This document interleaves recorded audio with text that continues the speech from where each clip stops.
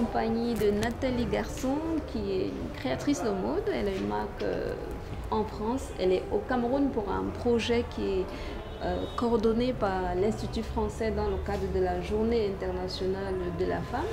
Avec elle, on va entrer en détail. Je ne voudrais pas parler à sa place, donc allez. Bienvenue Nathalie. Alors en fait, on va organiser un défilé qui va s'appeler Over 50 et alors. Et le départ, c'est une association que j'ai créée en France pour la visibilité des femmes de plus de 50 ans.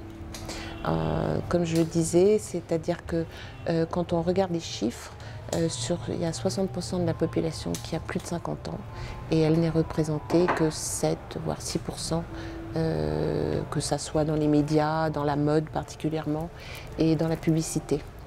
Voilà. Donc, alors ici au Cameroun, comment ça va se passer? Est-ce qu'il y a eu une première édition à Paris? Non, alors il y a une édition à Paris, il y a une édition en Tunisie. Chaque fois, ce sont des femmes assez différentes, mais ce sont toujours des femmes inspirantes, des femmes qui ont fait des choses, des femmes qui ont eu plusieurs vies. Parce que ce qui est intéressant après 50 ans, c'est souvent des femmes, on a plusieurs vies. Et puis de montrer aussi aux femmes plus jeunes, les nouvelles générations, que la vie ne s'arrête pas après 50 ans. Et beaucoup de jeunes ont peur de ça, parce que c'est vrai qu'entre l'Instagram, entre ce qu'on voit dans les médias, ou en tout cas, il y a une vie qui s'arrête. En tout cas, il n'y a plus de représentation à partir d'un certain âge. Donc c'était contre ça. Il va y avoir un défilé, donc il va être organisé dans un lieu prestigieux, chapeauté par évidemment l'Institut français qui est à l'origine de cet événement à Yaoundé. Et on ne sait pas encore, mais il y aura certainement une cinquantaine de femmes qui vont participer et qui sont habillées par des jeunes créateurs camerounais, parce qu'il y a une création Cameroun qui est très vivante. Et surtout, c'est important aussi que la mode s'intéresse à des femmes de plus de 50 ans, parce que c'est vraiment un marché, d'abord c'est le marché le plus important. Et pour une fois, la mode est devenue, en quelques années, les créateurs travaillent uniquement sur des mannequins, sur des femmes très minces, etc.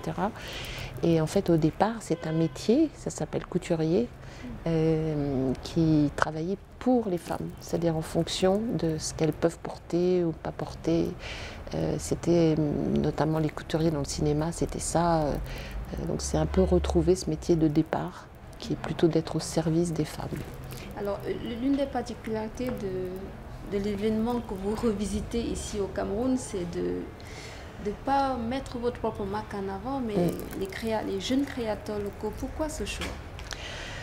Parce qu'il faut bien séparer les choses. Moi, j'ai une activité, j'ai ma marque depuis très longtemps, et là, il n'est pas question de faire, c'est pas faire ma publicité. C'est une association. Il faut être très rigoureux dans une association. Et en fait, je suis pas là pour, j'ai rien à vendre en fait. D'abord, je n'ai plus de point de vente à l'étranger et je préfère rester petit. Donc, j'aurai rien à vendre. Et surtout, je pense qu'une association n'est pas là pour ça.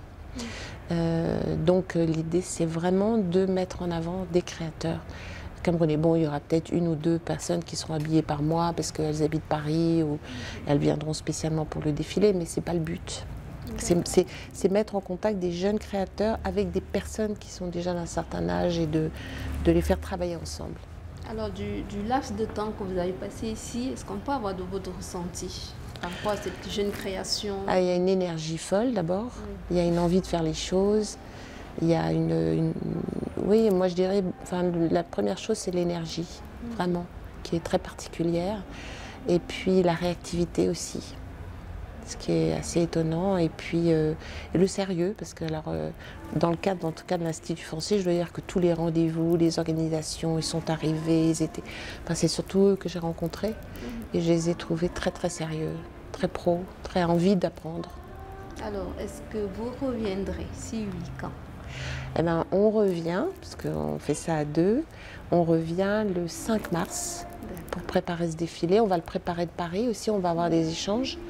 Donc déjà, il y a un prochain rendez-vous pour ce défilé. J'espère que vous viendrez.